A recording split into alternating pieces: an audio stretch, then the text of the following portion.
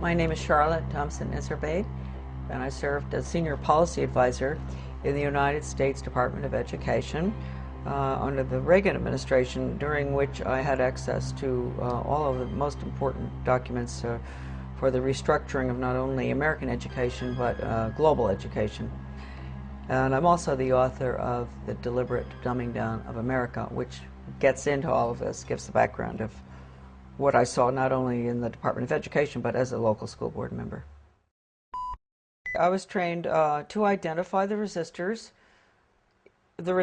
too, the sex ed, drug ed, alcohol ed, suicide ed, death ed, those good smart Americans who realize that anything that has education hanging off the end of it is probably not what they're looking for.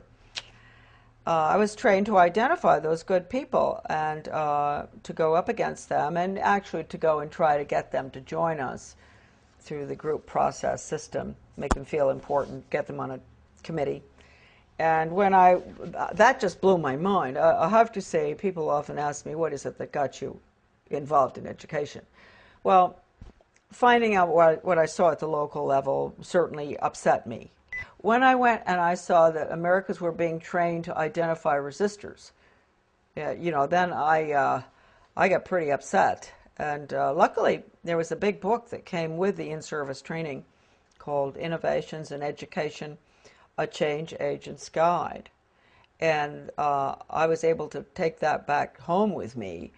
Unbelievable examples of how to con the Christians and different people who are upset with what you're trying to do, how to bring them over to your side, case studies, true case studies of educators who had put programs in that normally, in a normal American town, nobody would want them. How did they manage to get them in? How did they con the people? And the other thing was, not only was I trained to identify the resistors, I was trained to go to the important people, high profile, highly thought of people in the community, with the Rotary and Chamber of Commerce, Garden Club, you name it, the different groups in our towns. Go to them and convince them of the importance of these new programs like sex ed, drug ed, I just mentioned all of them, and to get them on your side, because when you can get the leadership in a community to go along with it, then the newspaper comes in and says, a committee's been set up with the head of the Rotary and this and that, and they're all getting behind this task force to discuss whether we're going to have a new sex education program.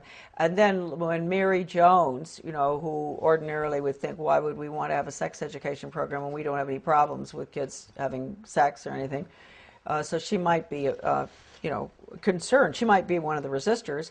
She reads that her best friend, who's the head of the Garden Club, is on this committee, and she thinks, oh, well, hey, Mary Appleton is on that committee. She's heading it up. It must be okay.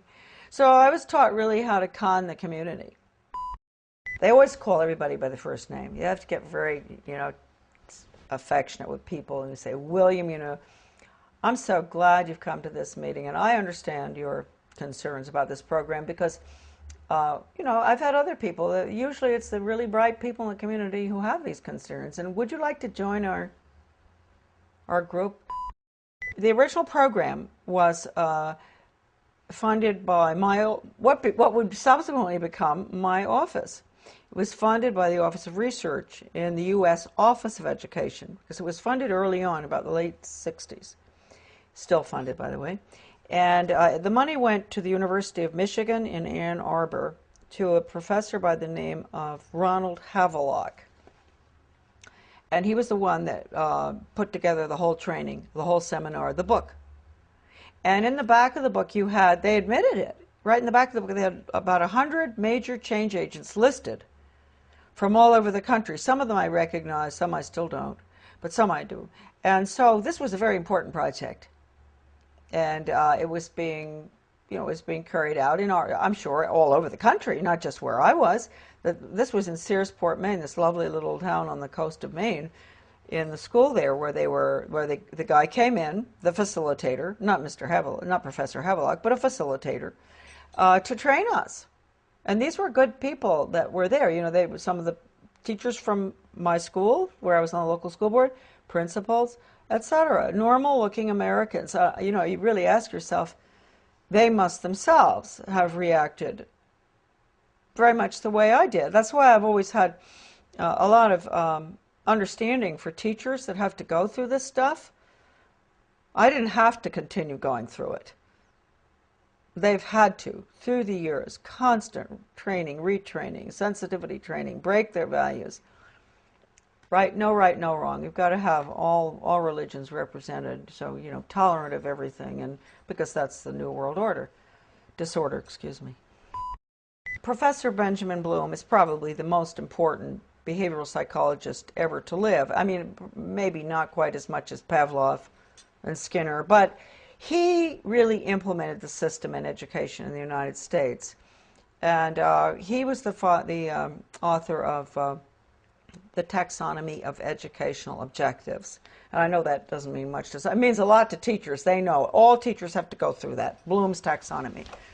And just to give you an idea of how blatant they are, Benjamin Bloom said the purpose of education, and I often say this to parents, really, listen to this.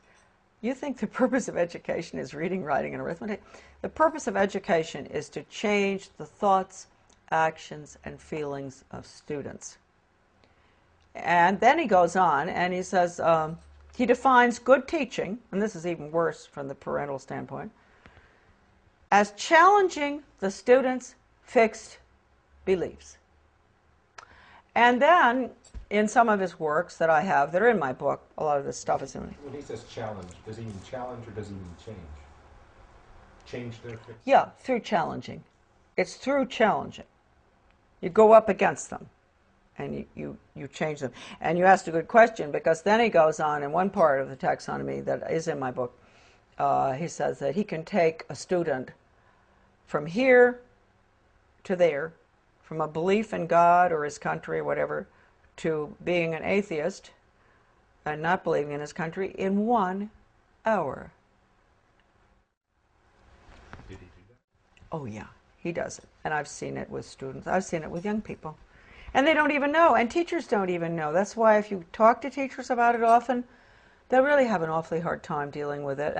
And if you go up to a superintendent, an educational administrator, superintendent or whatever, and you ask him or her, have you ever been through sensitivity training? They'll usually crack up because they went through it. They're the worst, those programs. I've been through them. I mean, how can anything be worse than some of the ones that the regular classroom has, but they're the worst.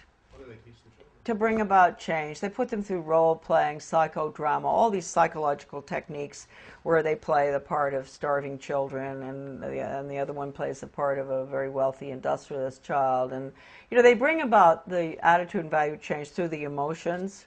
You know how young people are. You know, they're naturally very altruistic, and they want to help, and they don't like to see poverty around the world. And so what they'll do is, just like I think I mentioned to you earlier, or I don't know whether I did, going into the teacher putting in the new social studies program in our community and walking through, taking the little tots through town and identifying big rich people's houses and small poor people's houses. That's a perfect example of what I'm talking about. Getting them young and making them feel sorry for the people who live in the trailer across from the captain's house, because they only eat hot dogs, not steak.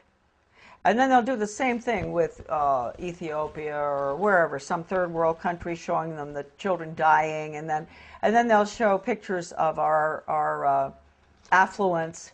And what do you eat for breakfast? Oh, you have eggs and bacon and cereal and orange juice and grapefruit and everything. Yum, yum, yum. Do you really think it's fair?